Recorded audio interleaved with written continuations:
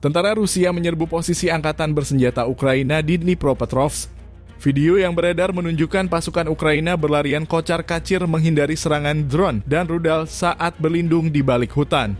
Kementerian Pertahanan Rusia mengklaim serangan ini bagian dari operasi penetralisir ancaman. Sementara Ukraina belum memberi pernyataan resmi, sumber militer mengaku ada tekanan berat di front timur. Konflik terus memanas di wilayah itu dengan Rusia diduga mempersiapkan serangan besar.